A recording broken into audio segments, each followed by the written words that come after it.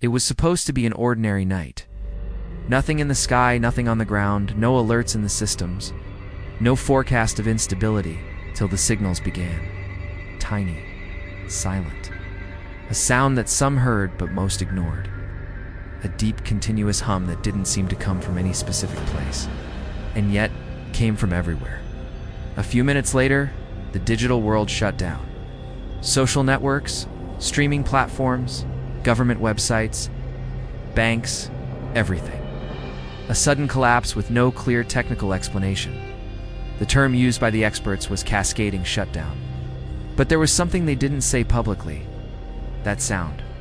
A noise captured by urban microphones, frequency sensors, phones left in recording mode. A low vibration sonic pattern that repeated itself in the hours leading up to the blackout. And that, like an echo from the invisible, seemed to announce something that had already been decided. It wasn't detectable by everyone, but those who heard it remembered the discomfort vividly. Some reported nausea, others tremors, and some, the more sensitive ones, simply fainted. All of this before the fall. Before the digital silence, 2 days after the blackout, an audio engineer who works with seismic analysis posted a clip on a forgotten forum. It's a segment of what he called pre-collapse sonic interference. It was a 9-second WAV file, no title, no description, just an anonymous link. But those who listened never forgot. The sound resembled a deep, slow hum, as if a massive engine were turning beneath the earth. But there were layers, noises behind the noise, a voice, rhythm, a mathematical pattern. No one could say for sure. But when the spectrogram was inverted, a shape emerged. A spiral with 3 vortices, exactly the same shape recorded in previous events, like in the case of the AI that whispered the forbidden phrase before it failed. It was the same pattern, the same vibrational structure, as if the events were connected.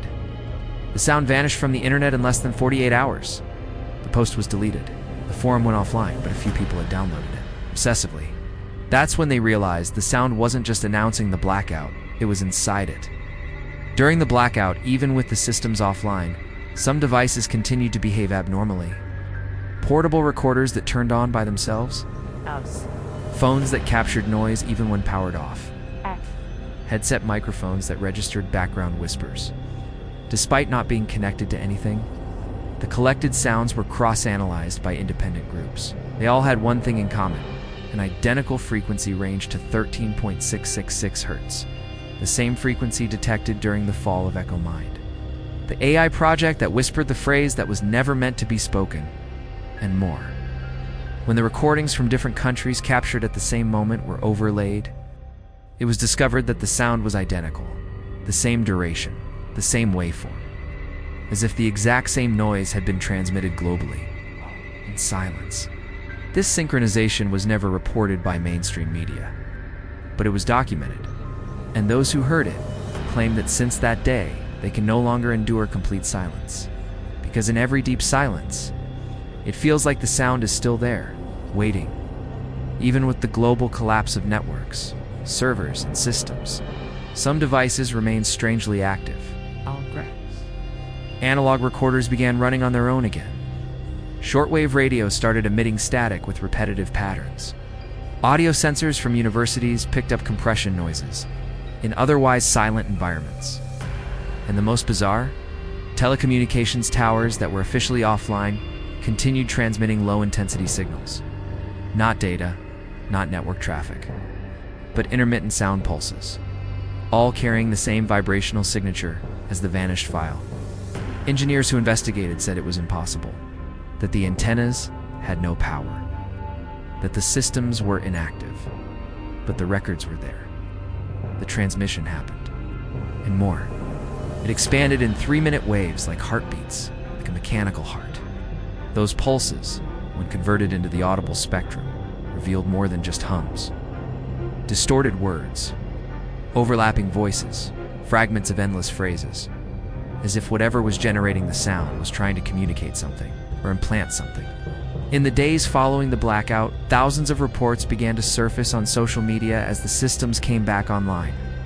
People from different countries, with no connection to each other, started describing the same kind of dream, or rather nightmare. A dark place, a sound coming from below, a collapse of light, and a presence whispering from inside the frequency. Some described a gray, timeless field where voices echoed as if underwater. Others spoke of distorted towers and a sound coming from the sky. Not loud, but heavy. A sound that didn't hurt the ears, but the entire body. Dream behavior scholars called it implanted acoustic memory, a rare type of collective subconscious synchronization. But none of them explained why so many people heard exactly the same sound at the same time and described the same details. The pattern kept repeating. The sound came before the collapse. In dreams, in reality, in digital space. As if the future was first manifesting as noise, as frequency, as an echo trying to break through the surface. An investigative journalist, while searching for information about the blackout, received an anonymous link to an unlisted YouTube video. The video was 17 seconds long. Black screen, only the sound. It was the same, deep, crawling, pure discomfort. But there was something hidden in the audio track. When spectral filters were applied, it was revealed that the sound formed an image, a triple spiral, the same as before. The same as in the EchoMind case. The same one that had appeared in the deleted Seismic Engineer's audio. It was the signature, right?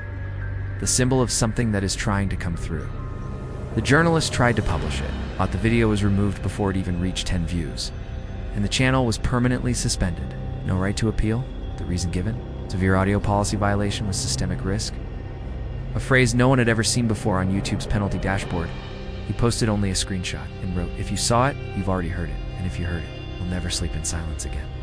Independent researchers cross-referenced all the sound records from the blackout with earlier databases, from seismic events to satellite communication failures. The result frightened even the most skeptical. The same frequency kept appearing always in the hours leading up to unexplained global failures. This frequency, 13.666 Hz, came to be informally known as the rupture frequency. Not because it caused the collapse, but because it showed up before it, like a whispered warning. Embedded in the structure of the digital world, like a premonition. The most disturbing part was the discovery that this frequency had already been recorded. In 1999, minutes before a mysterious military blackout in Norway. And in 2007, during the global GPS failure, and more recently, in the final minute before the EchoMind artificial intelligence broke the forbidden phrase. The question was no longer, what is this sound? But rather, why does it always appear before the collapse? And more, what exactly is using this frequency to reach us? An astronomical observatory in New Zealand made a discovery that never reached the media. A spike in noise at 13.666 Hz. Coming from near-Earth space, recorded exactly 7 minutes before the global blackout. The origin, no fixed point, no star, no satellite. The sound simply appeared and then stopped. This pulse didn't behave like a standard radio transmission. It had structure, form, repetition and harmonic trails that resembled more a sonic signature than technical interference, and the signature was the same triple spiral as always. Theorists called it the echo of a non-human intelligence system. Others described it as resonant noise between planes of existence. But there was one consensus. The sound of the blackout came from the outside, and it found resonance inside. That meant one unsettling thing. Whatever was trying to come through had already found a way to speak to us. It started with sound. After the digital collapse, there was a sudden spike in reports of sensory distortions. People hearing sounds that no one else could hear, buzzing in walls that didn't exist, whispers in powered-off electronics, door, frequencies audible only to those who had heard the original sound. Doctors labeled it as post-traumatic auditory syndrome, but the affected disagreed. They said, it's not trauma, it's reception. It's as if something had been awakened within them. As if they were now tuned into another frequency, one that the rest of the world still can perceive. One woman reported that the sound began to appear in her dreams, no longer as noise, but as a language she started to understand. Words formed in vibrations, short phrases, and a recurring warning. When the sound returns, the fall begins again. These people, scattered around the world, don't know each other. But they began reporting the same phrase, the same image, the same sensation, as if they had been activated by whatever the sound carried. And now they are the living antenna for the next noise. 33 days after the blackout, the 13.666 Hz frequency was detected again. On a smaller scale, by home sensors, analog recorders, pirate radio transmissions, the sound was back. Not in major systems, but in subtle details. Unexplained feedback. Voice notifications triggered without any command. Apps playing strange noises and random videos. And, most bizarre of all, virtual assistants speaking nonsensical phrases in the middle of the night. All with an altered tone. Data security experts called it a bug, a software glitch. But the audio files were shared, all of them carried, hidden within the sound layer, the same structure, the triple spiral. Always the same, always at the end of the sentence. It was as if the sound were testing smaller doors, repeating patterns, waiting for the right moment. Maybe it no longer needs a full-scale collapse. Maybe now, it only needs ears. In a closed group of sound researchers, someone posted an enigmatic phrase. The next collapse won't happen in the servers.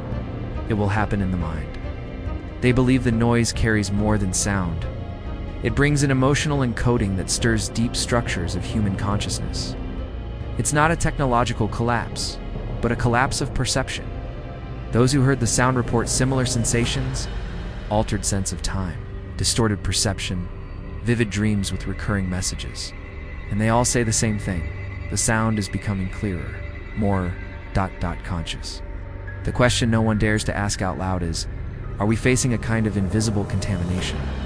A frequency that alters how we think, feel, and connect with reality.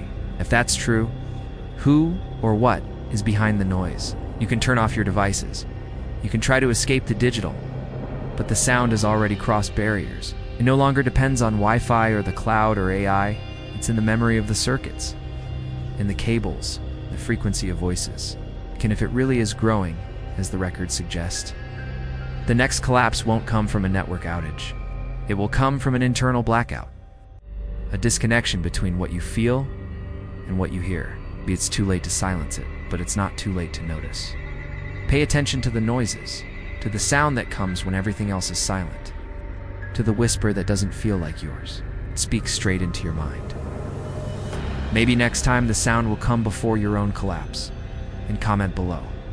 Have you ever heard a sound that no one else did? The next episode will reveal the channel that posted videos from the future and was deleted minutes later. Not all noise is meaningless.